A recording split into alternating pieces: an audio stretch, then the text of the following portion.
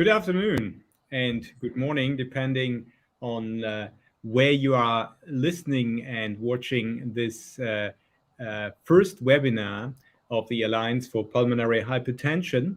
It's the first in a series of 6 planned webinars in 2023 of AFPH, a non-for-profit organization registered in Brussels, whose mission is this sharing of knowledge and expertise about pulmonary hypertension, or PH, and engaging in collaborative activities with the wider PH community.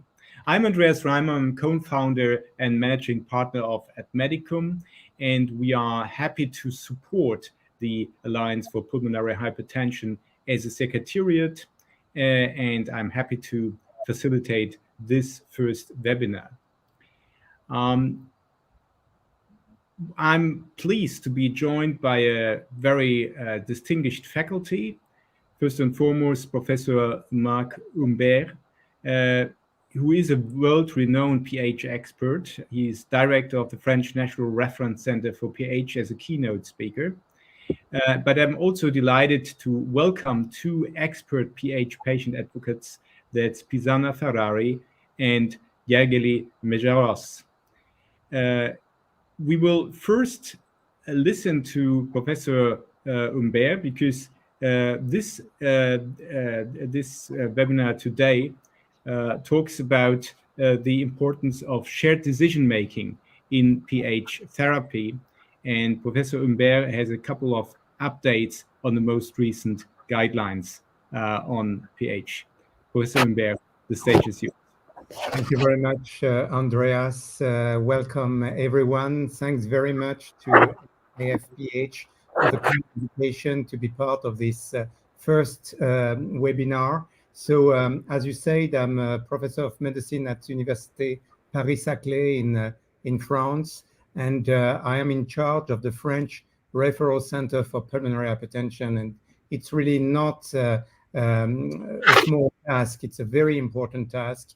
And I consider that partnering and working with patients is one of the major priority of my job. So the next slide just shows you that as a professor of medicine working in a referral center, I have disclosures and I want to make them clear. I do work sometimes with companies which really devote also a lot of energy to find new solutions for patients with pulmonary hypertension. So the next slide will just show you a list of names. And the names are names of people who were involved in the making of the 2022 European guidelines for the diagnosis and treatment of pulmonary hypertension. It is very important to highlight the fact that guidelines are truly important recommendations for practitioners all over the world on how to diagnose, how to classify, how to evaluate the severity, and how to treat different forms of pulmonary hypertension. And these guidelines, they are done in close partnership with learned societies like the European Society of Cardiology, the European Respiratory Society, the International Society for Heart and Lung Transplantation, but also European Commission-supported networks like the ERN Lung, the European Reference Network for Rare Lung Diseases, which is a very important partner in the guidelines. The guidelines, they are not only strong feelings or strong willingness to help patients, it is also facts. And the guideline development is a very demanding activity. We have done systematic reviews, we have done meta-analysis, we have done several teleconferences with the whole group of people listed on this slide. And what I really wanted to insist on is that we had patient representatives actively involved in developing these guidelines. And the 2 patients representatives are together with me today. That's Pisana Ferrari and Gergely Meszaros. And both of them have played a major role in the guideline development. They were not in a corner. They were central figures in the guideline, and that the first time ever we insist to have patient advocates as co-authors of the guideline, because shared decision-making and patient empowerment are critical steps for the future of pulmonary hypertension management. So we have done a good job together. I wanted to thank very much the patients, but also all the members from diverse background, many countries, you see the countries, and also the chairpersons who devoted a lot of time to make these guidelines, such as Marion Delcroix and Stefan Rosenkrantz from Belgium and Germany. The concept of partnering with patients and shared decision-making is new. In the previous guidelines, there was only a brief mention in the preamble, and this will be discussed very soon by Gergely and Pisana. But really, shared decision-making, the concept of shared decision-making, the patient empowerment is everywhere in the guideline, and it is here to stay, and it is here to be developed even further in the next guidelines. Some of you may know that next year we will organize a World Symposium on Pulmonary Hypertension. It will be done in Barcelona at the end of June 2024. And at this next World Symposium, there will be a major task force made with patients. There will be a full group for patient empowerment, family members, and involvement, and patients advocate. So without more introduction, I hand over to Pisana, who is going to go more in detail, I think, in the patient commitment. Thank you, Pisana. Thanks very much, Professor Humbert. And before I transfer to Pisana, let me remind you that you can ask questions to the speakers by using the chat function. My colleague Rob Pletica will help me to address them at the end of all three presentations. And without further ado, Pisana, the stage is yours. Good afternoon to all. Thank you, Andreas, for the introduction. And thank you, Marc, for the excellent overview. It's a real honor to have you here today. And it was a great honor to be part of the task force and its work during all of 2 years. I'm delighted to be here today to talk to you about challenges and possible solutions in shared decision-making. Many of you, or some of you at least, know me, but for those who don't, I'm a former pulmonary hypertension patient. I was diagnosed 35 years ago, and I underwent a double lung transplant 21 years ago. And since then, I've been a patient advocate, actively been involved in patient advocacy for pulmonary hypertension and organ donation and transplant. So let's start by having a look at what the guidelines say about these two concepts, partnering with patients and shared decision-making. So already in the introduction, the concept is introduced. You can read here. The complexity of managing PH requires a multifaceted, holistic, and multidisciplinary approach with active involvement of the patients with PH in partnership with clinicians. And then, as Marc mentioned, the concept of shared decision-making features throughout the guidelines. I've taken a quote from one of the sections. It reads, prior to treatment decisions, patients and their next of kin should be provided with appropriate and timely information about the risks and benefits of the treatment options so that they can make the final, informed, and joint decision about the treatment with a medical team. Another interesting point about this is that next of kin are included in the decision-making process and are also partners in shared decision-making. So I'll start going back a little bit to the context of partnering with patients and shared decision-making. It's not new. It dates back to the 70s. One of the first articles was written in the late 70s by a bioethicist at the Georgetown University, and the title of his article was The Patient as a Partner. And he referred in particular to the involvement of patients in research. It is, however, absolutely new for pulmonary hypertension. The guidelines have introduced it for the first time ever, and in 5 different sections. The section on treatment strategies, transplant surgery, PH and pregnancy, adherence to treatment, and ethical issues and end of life. So the guidelines have set the framework, but of course, real life implementation is a completely different matter. So we can ask ourselves, are the times ripe for this transformative approach in PH care? Are healthcare professionals and patients prepared? What are the challenges and how can these be overcome? So the first thing I'm going to look at is the challenges to shared decision-making on the part of healthcare professionals.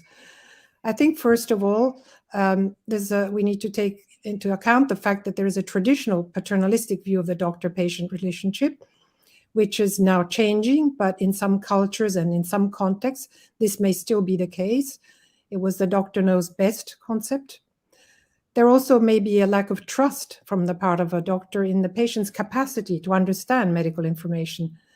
And this relates very closely to the challenge in explaining medical issues in a simple way, which is not easy for somebody coming from a scientific background. That has to be recognized.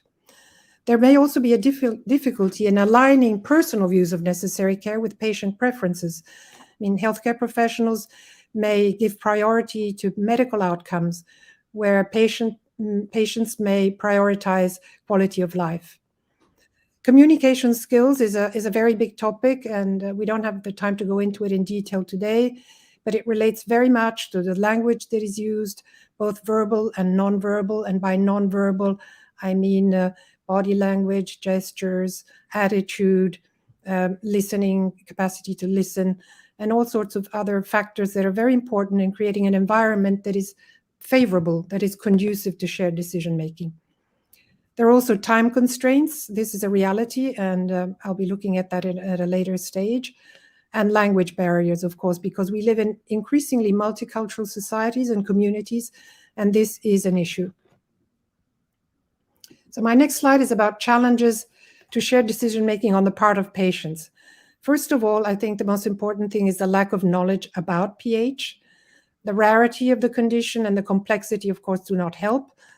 PH has many different forms. Some are rare, some are not rare. Within each form, there are sub-forms. Many people even fail to understand the difference between PH, PAH, IPAH, and so on. There's a lot of information there that is difficult. And of course, there may be low literacy in general, meaning that not everybody knows what blood pressure is, or what an artery is, let alone a pulmonary artery, that the heart has a left side and a right side. So all this has to be taken into consideration. Now, with the advent of internet, patients are more informed, but not necessarily well informed. Many will go to Dr. Google, as it's now commonly called, to read about their condition, and they may find scientific information which is not really understandable to them, or information that is not appropriate or even not correct. And this is also the case for some social media groups, which are wonderful and provide great support to patients, but they refer about patients' individual experiences, and you can't generalize from those, which is one of the risks. If a treatment does not work for one patient, that doesn't mean that it won't work for other patients. So that's something that needs to be taken into account. Now, difficulties in expressing concerns, opinion, and preferences. And I think here you need to also imagine that patients come to their visits, they're anxious, they're fearful of what will be said and they will be told.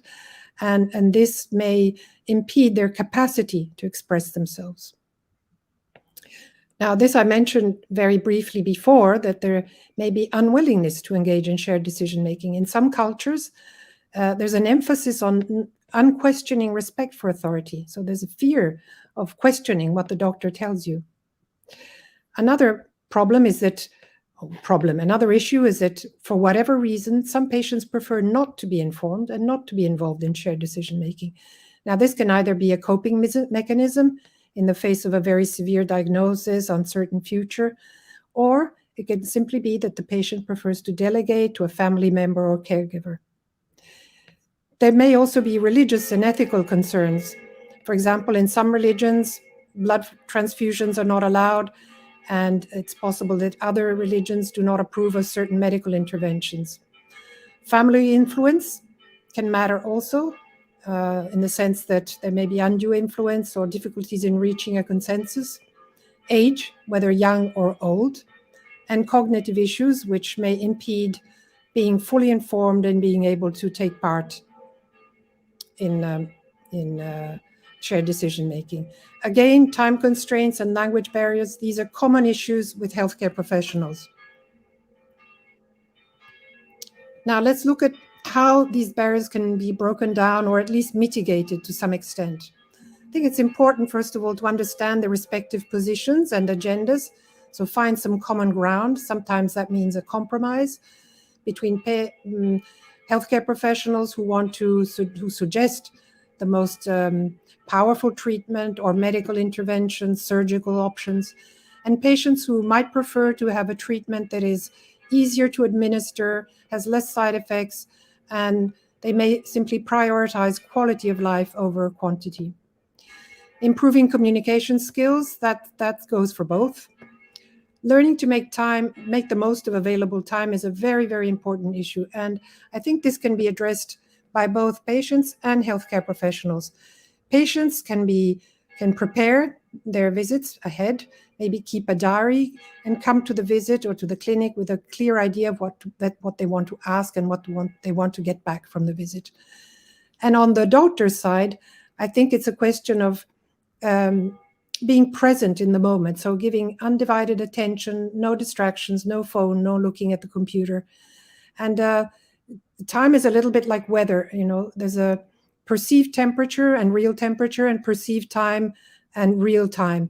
And real time can feel longer if it's optimized in the best way. I come now to the most important factor, which is the need for plain language, understandable information in various formats and languages to cater to all patients and to help them understand the issues at stake.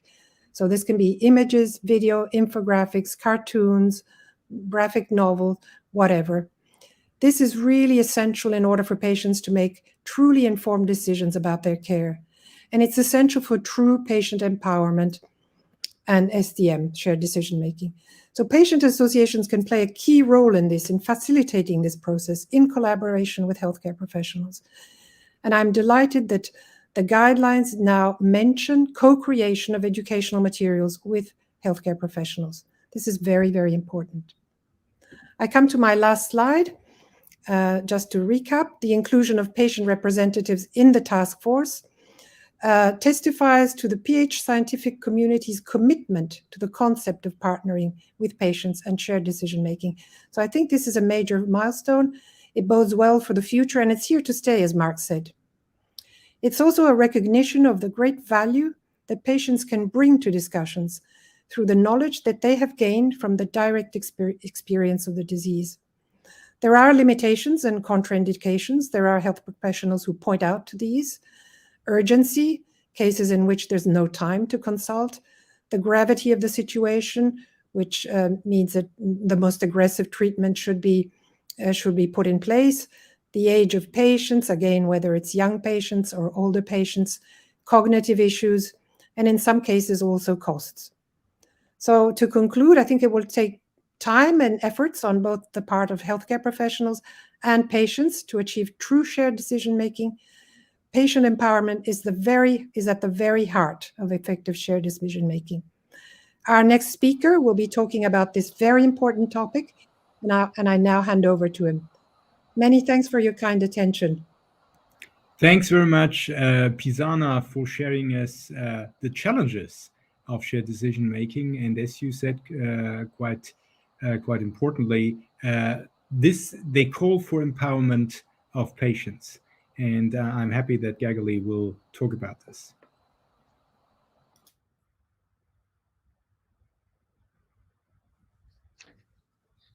Good morning, good afternoon, and good evening to everyone. Let me welcome everyone who is devoting his or her valuable time to this webinar. I really hope that you enjoyed the shared decision-making concept, because we are going to go a little bit deeper regarding what actually behind this shared decision-making.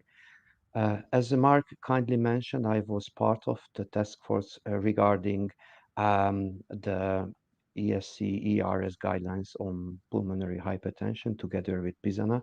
So this is the linkage how I try to elaborate more on patient empowerment, because I'm really happy to let you know that the new guidelines actually includes this word patient empowerment. But we really understand under this term. You will see lots of type of definitions on this slide. It's quite busy, but I would like to tackle some of the main points. Firstly, we need to emphasize that there are different levels how we can talk about patient empowerment. But once you look at the word empowerment, it has the idea of that the patients have power, they have control, they have influence on something. So this is the whole concept. But actually, what is really about that the patients have a greater control or power on some of the decisions which might have effect on their health, on their management of their disease. So this is the individual level. However, there are other approaches which we will talk a little bit later. But once we are talking about control, we also need to talk about another part of the patient empowerment where we see that this is actually not the patients who are always driving, but it's a common approach. What Pisana already mentioned, shared decision making. So you will see that lots of things are correlating in terms of shared decision making as well as patient empowerment. So once you are facing or you are considering yourself as an important patient, you should be in the position to talk about your experiences and so on. But on the other hand, there's a patient association level, and I think that that was the main concept we were trying to work on within the new ESC ERS guidelines. I just copied in the recommendation we have in the very new section of the new guidelines. Actually, the previous guidelines did not include any references or special paragraph for patient association and patient empowerment. However, the new one, and thanks for the very inclusive atmosphere we have during the task force, we managed to have some proposals which was very, very well accepted by our colleagues from the healthcare providers. So what we have actually within the guidelines, it says that actually patient associations are playing a key role and bridging between the healthcare providers and the patients.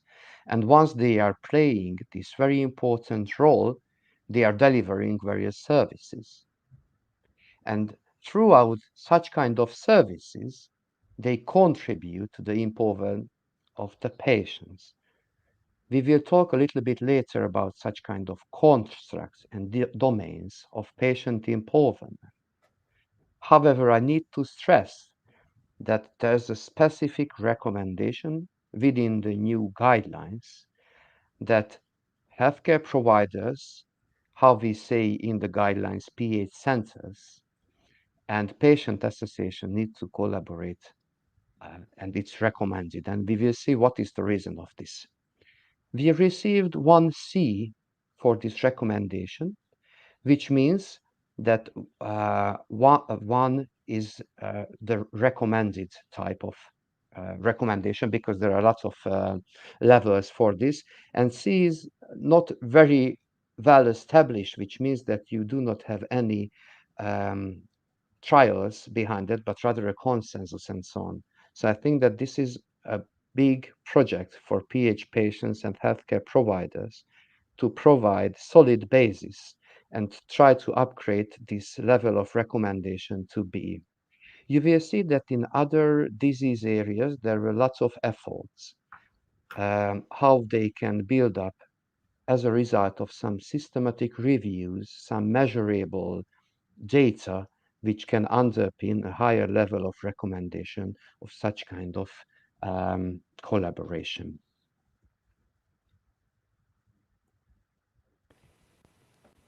Let me jump to the next slide, which I think it's a little bit more pragmatic approach. It was copied from the European Patient Forum Patient Charter, and you can see them as kind of questions which you can actually raise for yourself in front of a mirror and ask yourself whether I'm a patient, empowered patient.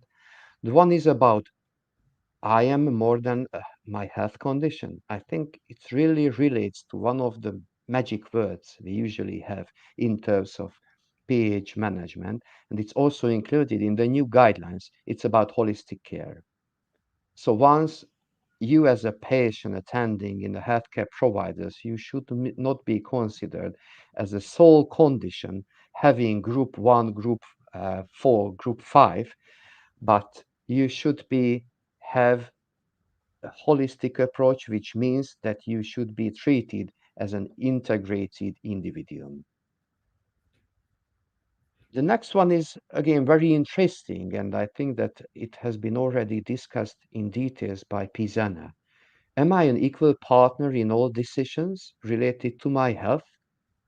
Do we have any shared decision-making mechanism?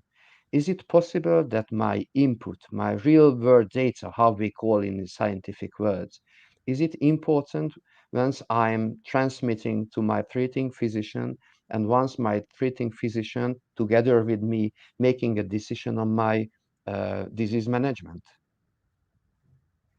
Is it how it happens? Very crucial questions, I think, which should be raised always when we are talking about an impoverished patient. Another important question also, whether these experiences I'm delivering is valid in terms of the management of my disease. Probably after this session, you might have more time to go into details on these self-reflective questions. I would not like to spend more time on this, but to turn to another slide, which I think very important. Because once we are talking about patient empowerment, there are lots of questions which can come up and lots of domains and lots of constructs of this concept. It has naturally some advantages because we can say that it's a very complex issue and we can say that, okay, we have a patient. Can we talk about an impoverished patient as I mentioned? Does this patient have skills? Does he or she can cope in an appropriate way, can deliver such kind of facts which is relevant? Has this patient have health literacy and can motivate, can and have competency to talk with the patient association and with the healthcare providers as a partner?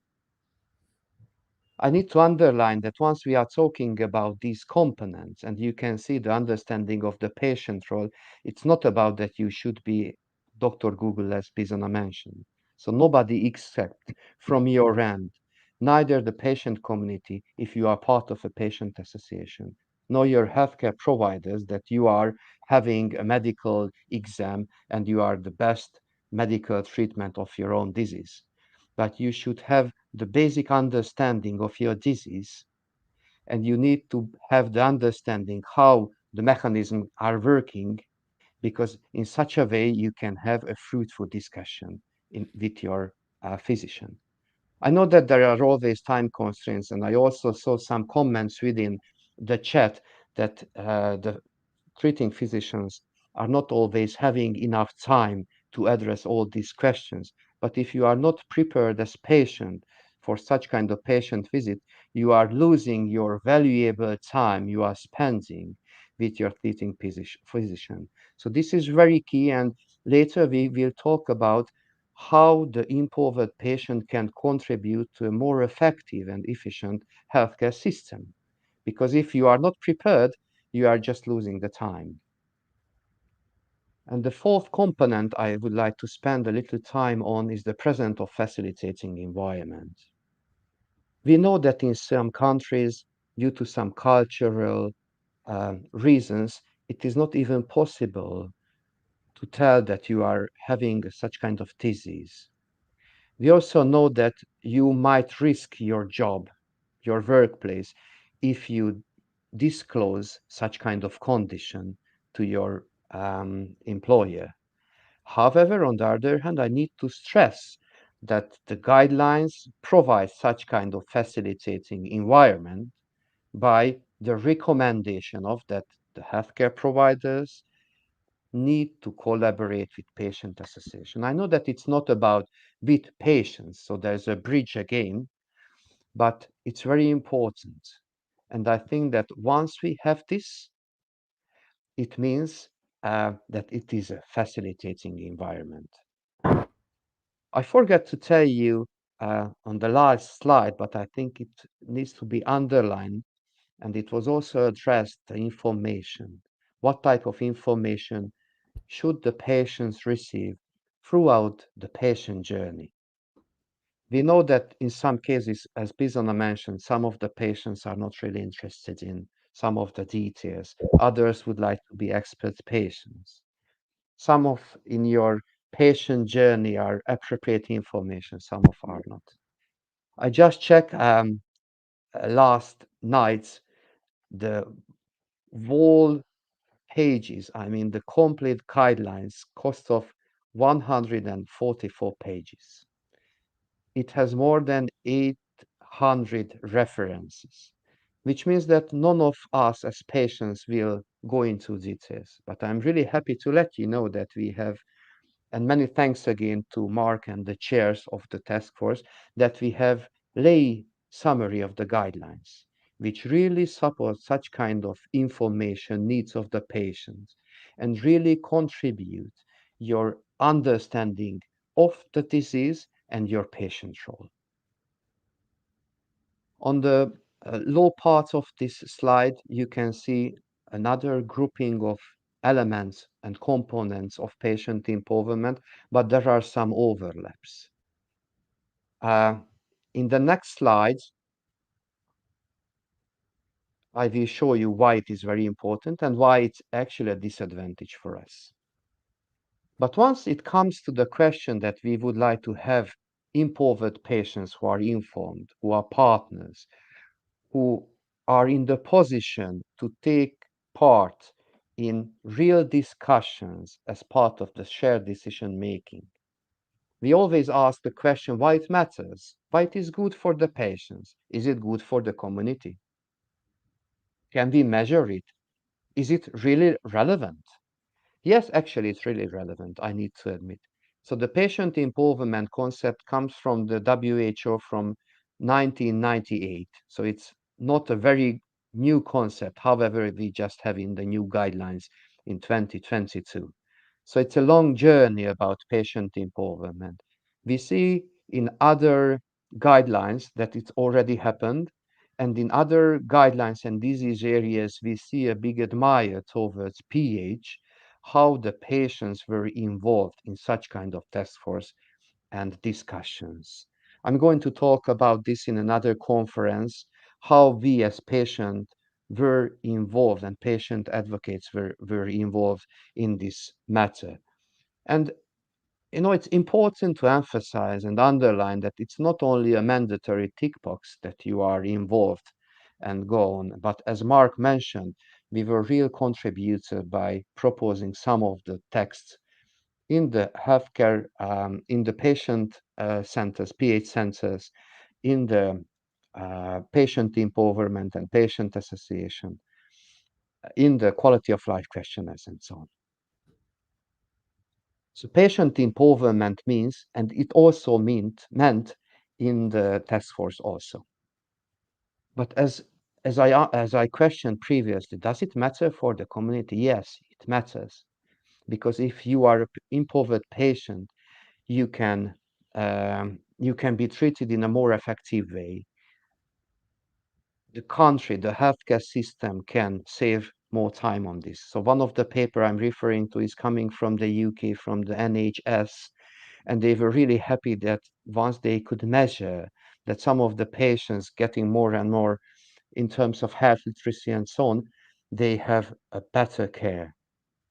In Germany, they also run such kind of survey, and they realized that higher level of health literacy level contributed to better treatment adherence. They reported less chronic diseases, and last but not least, it resulted in better quality of life.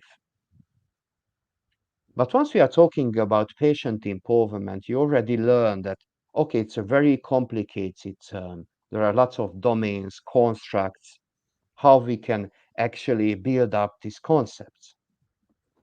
And there were lots of efforts whether or not we can measure this. And my last topic on this slide is about whether or not we can measure this. There are lots of tools how we can measure, and unfortunate how we can measure such kind of achievements, and how we can measure some qualitative or quantitative features. And I'm really sorry that not enough attention was paid to a very important paper which was issued almost at the same time with the guidelines, which about the quality indicators of pH management, where Pisana and myself was also part of, and I'm really grateful for ESC for the methodology they provided this one, because at that paper they would like to measure how the pH management for adult patients are happening. And there were lots of domains we were talking about. And this is the same situation for patient empowerment. And this is the biggest problem because we have lots of domains. We saw that patient empowerment is about patient care. It's about health literacy. We see that it is about patient actions and behaviors, but how we can measure it, whether a patient is empowered or not. There was a systematic review of more than 4,000 papers. It was published some years ago, and they realized it's too complex. So it's a big shame, I think, that we haven't managed to come up with some measurable indicators how we can measure patient empowerment. But it is always difficult to measure such kind of concepts. We already know it from other part of domains of pulmonary hypertension when we are struggling with quality of life questionnaires and so on. This is about patient-reported outcomes. So the main task here, how we can measure patient empowerment, is coming up with some patient-reported outcome measures which can be disseminated and figure out whether the patients are empowered or not. And this concept also goes to the next webinar we are going to have, but I would not like to steal more time on this, and probably Andreas will talk more about the next webinar. I'm really happy that I managed to walk you through on this concept. Last but not least, I would like to emphasize, and I'm really grateful for all these slides we have from Marion and also from Stefan, where we have the patients in the center. And let me close my presentation with this very nice slide. It is coming from the official presentation from the guidelines, where we have lots of elements, lots of novelties from the new guidelines, and we should never forget that the patient should be in the center. Many thanks for your attention. Thank you so much, Gergely, for sharing with us your view on how to empower patients. And that's really a key element, actually, also what I understood from the new ERS and ESC guidelines on pulmonary hypertension that bring for the first time patient representatives in developing them and stressing the importance of shared decision making. And as you mentioned, this is really the first of a series of 6 webinars discussing the novelties those guidelines bring to the pH community, both to the medical community, but also to the patient community. And our next webinar will be indeed on patient-reported outcome measures, and that will be on July the 27th. More details to follow.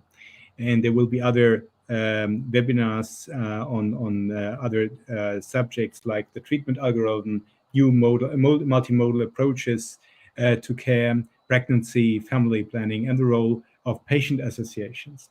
But now let's stay with the subject now, and thanks very much for sharing, the 3 speakers sharing with us your views on shared decision making. We have already received a couple of questions, and the first question actually is to Professor Humbert from a participant who first and foremost wanted to thank you, Professor Humbert, Pisana, and Gergely, to make yourself available this afternoon and to present and to share.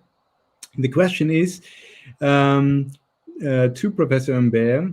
I was wondering if you could share your perspectives on the value of the shared decision-making in your clinical practice and patient care. So speaking from your personal clinical experience. Thank you. Thank you very much. It's a very important question indeed.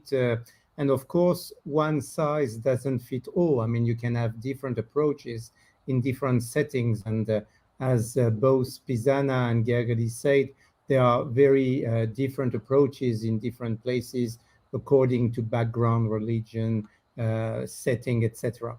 That being said, I'm lucky enough to work in what we call a referral center. So we have some resources to develop shared decision-making in a more professional way, and we try to help the whole network in France and in Europe now to use these instruments we try to develop. So the first thing we have decided to offer to the patient and their next of kin is specialized pulmonary hypertension nurses who are education nurses and who are very able to devote time with every single patient, irrespective of the education level, religious background, education, etc. So we have PH nurses, and they are in charge of education. And as you may know, some treatments are more difficult than others to be administered. Some are given with pumps, with intravenous treatments, etc. So it deserves a lot of attention, a lot of explanation, etc. On top of that, we have psychologists who are not medical doctors, but who are trained to spend time and speak with the patient and their family. Third, we try to develop, but it's not once again for everybody. It's for some patients who wish to have that instrument. We try to develop lay summaries. So Gergely and Pisana have mentioned it. For example, the European guidelines are now available in lay language. It doesn't mean it's easy, but at least it's a good start. And it helps to be disseminated. And we try now to have it in different languages. And last, I don't want to speak too much, we have special relationship with patient association. And the patient association are the best possible go-between.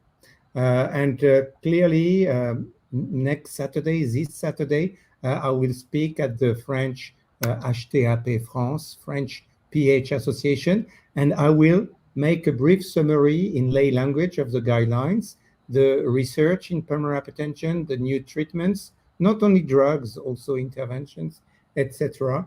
And with some younger colleagues, we try to develop serious games, which are available on the web.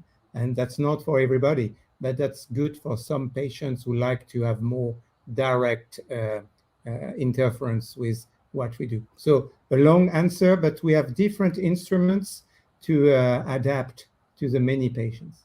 Yeah, actually, thanks very much, Marc Humbert. Actually, the PH community can be is blessed with you having, as a senior expert and a senior clinician in that community.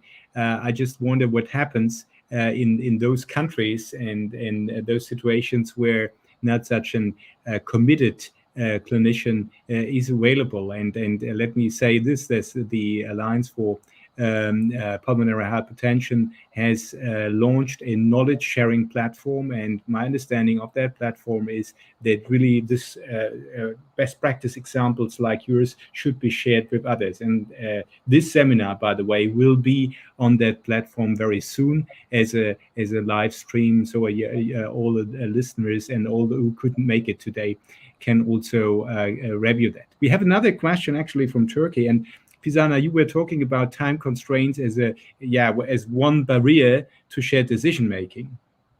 The question is, in Turkey, hospitals are often overcrowded, which can lead to patients not having enough time to ask questions to the doctors.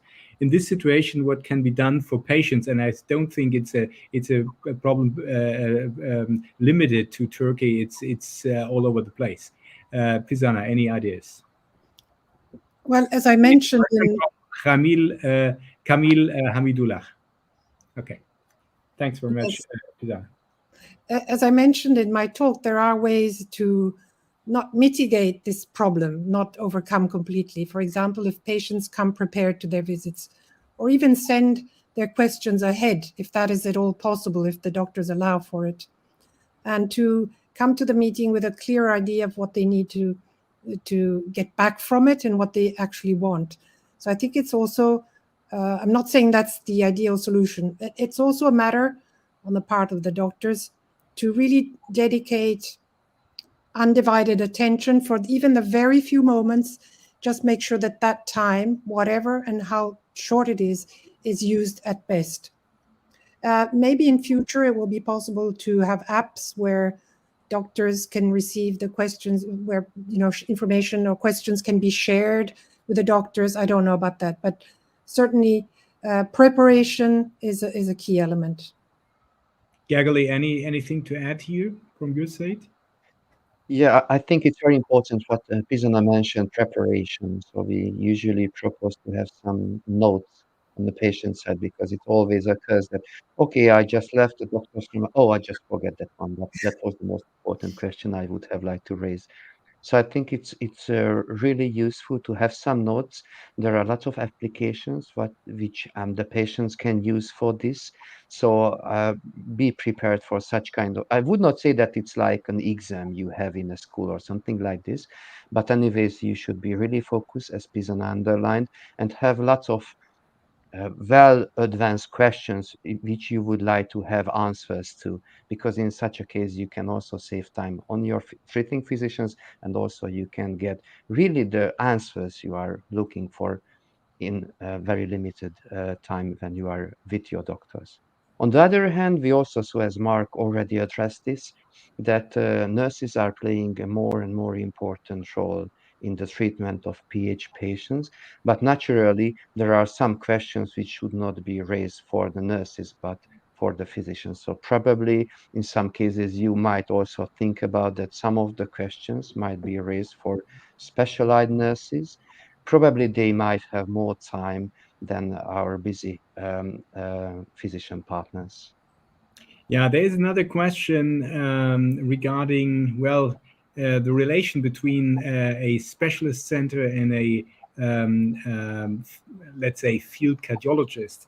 Sometime after my PH diagnosis, I told my cardiologist that I was going to a specialist center for a second opinion, and he was terribly offended. Surely this should be part of a patient's right to be well informed.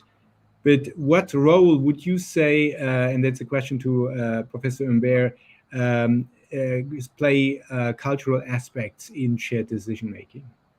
Yeah, it's a very good point. Once again, nobody should feel offended. I mean, I myself often ask my colleagues on a daily basis, "What do you think?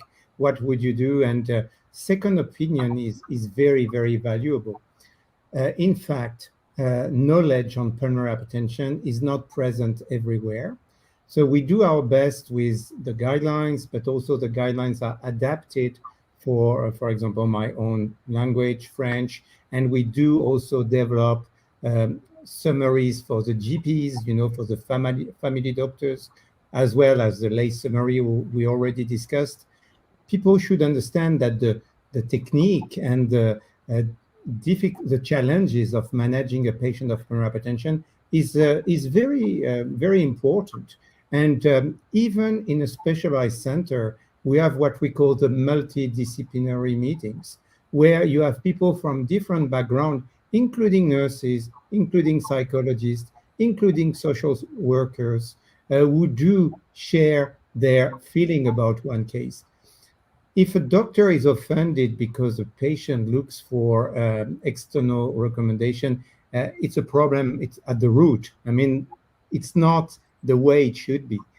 Anyone should be able to have different opinions. You do it when you want a car insurance.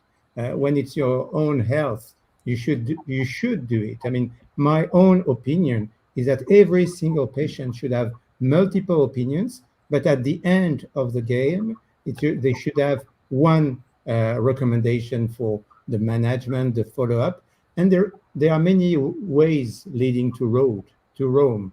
many roads lead to Rome.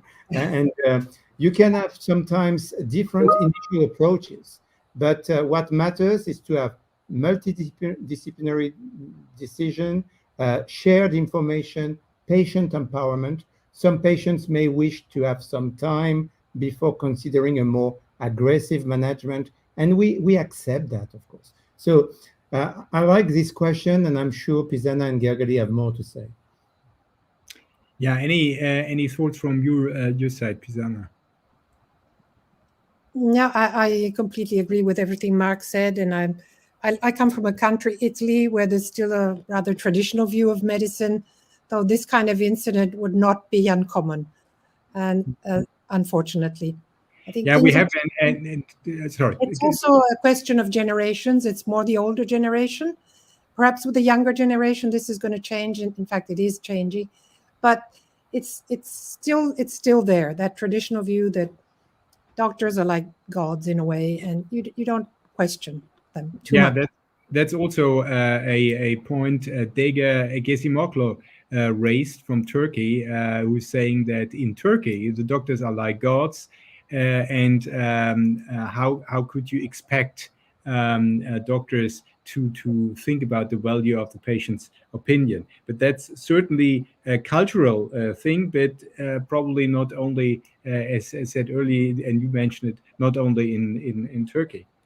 There's another question that's more about the term pulmonary hypertension. Both patients and caregivers may struggle to accept this condition despite medical advice. The term hypertension in the disease name can further strengthen their resistance to acknowledging the situation, particularly among caregivers who may encounter the term for the first time. In this case, what should be done for effective patient management? Because we know that if patients are left alone in their struggle, they are unlikely to succeed. First, probably Marc, and then Gergely, probably. Yeah, naming something is always difficult, and pulmonary hypertension is not a disease per se.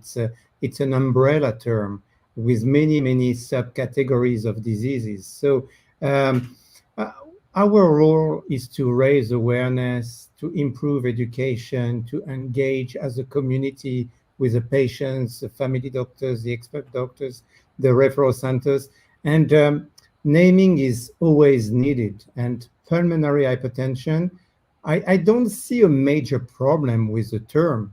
I mean, it says what it is. It's hypertension in the pulmonary circulation. Then you have to classify, you have to define, you have to evaluate severity, you have to evaluate the mechanisms. And that's where expertise is needed. And that's where patient empowerment is so important as well, because the patient should understand and should be able to play with the doctor a very virtuous game where both improve the knowledge of the other. I've learned a lot from patients. I must say, I learned a lot from Pisana and Gergely, and I learned a lot in France from Melanie and others. And I think I would be different if I had no time to speak with the patients. On the other hand, the word has never been a problem for me. There are worse names where, it's a doctor's name and Dr. X disease. I mean, it doesn't mean anything. Here it means something, but it's not a disease per se. It's an umbrella term, and you have many conditions leading to that. So that's where you need to have powerful patients, powerful doctors, and when you are powerful, you don't fight. I mean, you just play together. Yeah, that's a good segue into Gergely. When you're powerful, then you, of course, to be powerful, you need to be empowered. Yeah, that's true. But let me reflect on this a bit because we know that once it comes to hypertension, for others, it's really a ring, not the pulmonary one, but a very common disease. And in some cases, it might generate some misunderstanding from the general population towards these. Let's say we just focus on group one, but rather to these rare disease areas and rare disease patients, which might be, as I mentioned, a little bit misleading and difficult to communicate to the wider community. Probably that was the question which would like to go into deep. But I can also recall when we were talking about the ERS statement on CTEP, and we spent I think, hours when we can say that it is CETA without pH, it is CETD and so on. So it's always very difficult and challenging to find an appropriate terminology. And I think it would not be appropriate to change at this phase, because probably some decades ago it might have the option to say some other name for this disease. But otherwise, I think that it's very well advanced, thanks to our physician partners and all the basic research which was put in, and also our pharmaceutical partners who were really engaged and devoted to this disease. So it's a very long route and road behind us. So I would not say that it would be wise to change or rephrase even the name of this disease. However, we need to flag that for raising awareness, as you mentioned, Mark, and some cases when you are advocating as a patient representative, sometimes it's very difficult, and you need to step back a little bit and provide some more background because of this reference to the general hypertension. Yeah, we have another question regarding the language used by doctors to talk about pulmonary hypertension and the potential very grim prognosis. That is, of course, sensitive, and it needs empathy. So it may also include some elements of hope. Do the new guidelines talk about this topic? How the diagnosis is conferred and how the prognosis is addressed? Pisana. Yes, actually, the need for empathic and sensitive communication on the part of healthcare professionals is mentioned in the guidelines in a number of sections. And this is also extremely important because language makes a big difference. And it's always important to use correct language, but that also leaves a little bit of hope. I mean, there are ways of saying even of giving bad news in a way that leaves a little bit of hope, because hope is what keeps patients going, and you should never kill that. Yeah, I cannot agree more. I mean, there is always hope in that field, and we are, I think, many of us around the table are good examples. So always hope. Yeah. Well, I was diagnosed with idiopathic pulmonary hypertension 35 years ago when there were no treatments, and given about 3 years to live, and it's 35 now. So that's what hope does. Hope and positivity, positive mindset, also that. We haven't talked about it, but it's a topic also. Yeah, actually, as we are coming close to the planned end of this session, one final question to Marc Humbert. Are there any also situations in which shared decision making is not possible with patients? Yeah, that has been, I think, discussed briefly. Sometimes when you have an urgent decision to make, of course, we inform as much as we can, but there are some life-saving approaches which necessitate urgent reaction. But we try always. I mean, we are a team, and somebody will speak with the family, with the patient, etc. Sometimes also in very young kids or in very elderly people, communication can be extremely difficult. But my ambition would be to always have time for shared decision making, and the exceptions should be very, very limited. Yeah. Pisana, you are a driving force behind the knowledge sharing platform. How will the knowledge sharing platform help to empower patients for shared decision making? Well, the aim of the knowledge sharing platform is to have a centralized hub where information from all over the world in different formats and languages can be accessed by anybody. So again, it's about the role of information and how it is information finally, ultimately, that empowers patients. So that's the idea, and we're only just starting out, but we have had very good feedback from the community, and hope that it will be with the help of everybody, because this is an evolving project, let's say a permanent work in progress, and it will evolve with contributions from the community. So this is also a call to action to send your contributions, take part in discussions in our webinars, and share knowledge. Yeah, this is a global platform for everybody living Yeah. with pulmonary hypertension and all caregivers. Thank you very much, Pisana, Gergely, and Marc Humbert, for joining us this afternoon. I hope you enjoyed this this webinar. Next webinar follows on July the 27th. Thanks very much for listening, and goodbye.